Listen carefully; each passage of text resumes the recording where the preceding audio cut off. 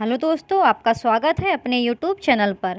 आज हम 23 दिसंबर को हुए सी टेट 2021 पेपर 1 के हिंदी के फुल 30 क्वेश्चंस कंप्लीट करेंगे। तो दोस्तों, आपके स्टार्टिंग के 15 क्वेश्चंस आपके गद्यांश और पद्यांश से पूछे जाते हैं। तो आपका गद्यांश ये गिवन है। आप इस गद्यांश को आराम से पढ़िएगा और बाद में इसके आंसर्स निकालने का स्वयं प्रयास कीजिएगा। तो अभी आप इस पैसेज को आराम से रीड कीजिए। मैं अभी क्वेश्चंस को रीड करते चलूँगी और सभी के आंसर्स बताते हुए चलूँगी। तो आपका इस गद्यांश से पहला क्वेश्चन पूछा गया था, फूल शाम होते ही चारों तरफ अपनी सुगंध किस लिए फैला देते हैं। तो आपका फर्स्ट का ऑप्शन फोर्थ करेक्ट हो जाएगा, पतंगों को आमंत्रित करने के लिए। आपका दूसरा क्वेश्चन जो कि इसी पैसेज से पूछा गया था, अपरूप विशेषण किसके लिए प्रयुक्त हुआ है। तो आपका सेकंड का ऑप्शन पहला सही हो जाएगा, मिट्टी। आपका थर्ड क्वेश्चन इस पैसेज से पूछा गया था, जीवन के लिए पारसमणि की संज्ञा किसे दी गई है। तो आपका थर्ड का ऑप्शन पहला सही हो जाएगा, ममता स्नेह।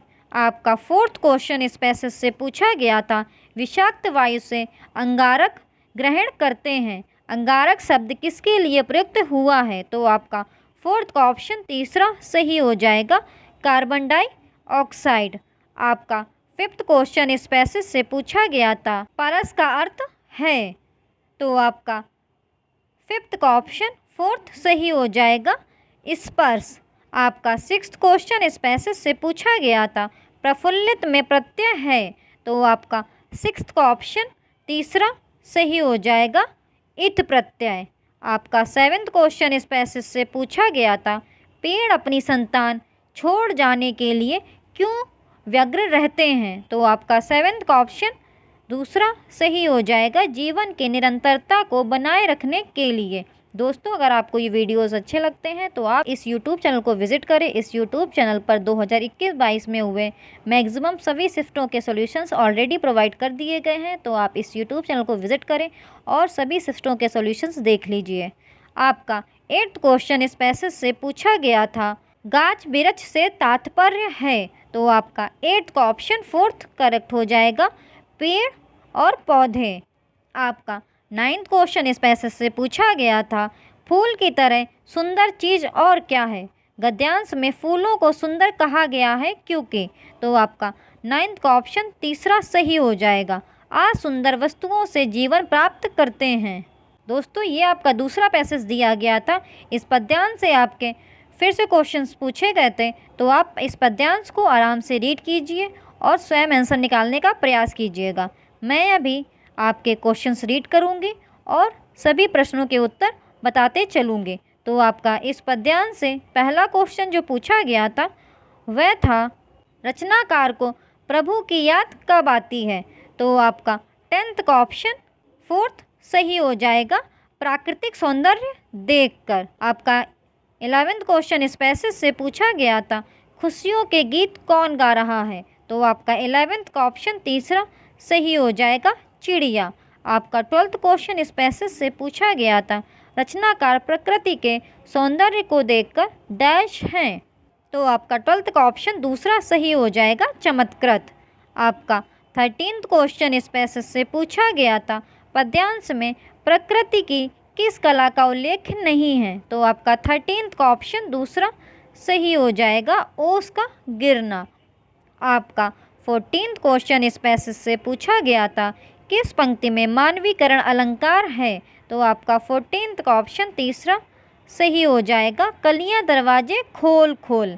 आपका 15th क्वेश्चन इस पैसेज से पूछा गया था, ठंडी हवाएं अपने साथ क्या लेकर आती हैं। तो आपका 15th का ऑप्शन पहला सही हो जाएगा, उल्लास। तो दोस्तों, यहाँ पर आपके गद्यांश और पद्यांश से पूछे गए 15 क्वेश्चंस ख़त्म हो जाते हैं। तो आप आराम से पैसेज रीड कीजिएगा और सभी के आंसर्स निकालिएगा। मैंने सभी प्रश्नों के उत्तर आपको बता दिए हैं। अब आपका 16th क्वेश्चन पूछा गया था, निम्नलिखित में से कौन सा सीखने का आकलन है।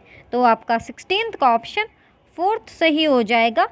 आपका 17th क्वेश्चन पूछा गया था, बहुभाषिकता है? तो आपका 17th का ऑप्शन तीसरा सही हो जाएगा। मातृभाषा घर की भाषा से आरंभ करके विद्यालय में और भाषाएं जोड़ने की ओर बढ़ना। दोस्तों, अगर आपको ये वीडियोस अच्छे लगते हैं तो इस YouTube चैनल को सब्सक्राइब जरूर कीजिएगा, वीडियो को लाइक भी कर दीजिएगा।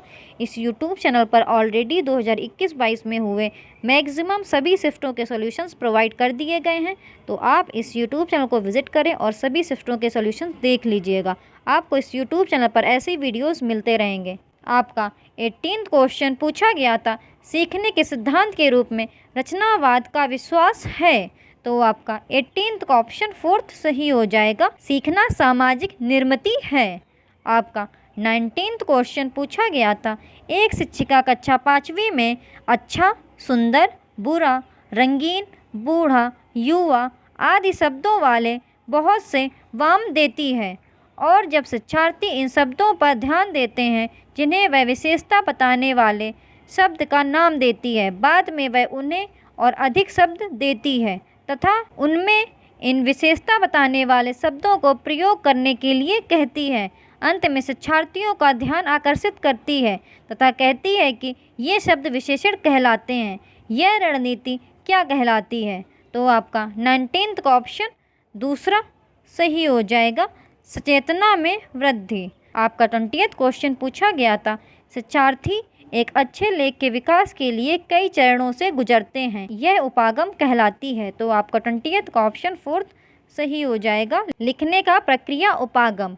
आपका 21st क्वेश्चन पूछा गया था, सीखने के प्रतिफल हैं? तो आपका 21st का ऑप्शन पहला सही हो जाएगा, वे दक्षताएं जिन्हें शिक्षार्थी द्वारा किसी पाठ्यक्रम के अंत में प्राप्त कर लेना चाहिए या प्रदर्शित करना चाहिए। आपका 22nd क्वेश्चन पूछा गया था, निम्नलिखित में से कौन से दो उपचारात्मक शिक्षण के मुख्य उद्देश्य हैं? तो आपको 22nd का ऑप्शन पहला सही हो जाएगा, ए और बी। उपचारात्मक शिक्षण शिक्षार्थियों के सीखने को बेहतर करने के लिए हैं। उपचारात्मक शिक्षण शिक्षकों के शिक्षण में बदलाव करने के लिए हैं।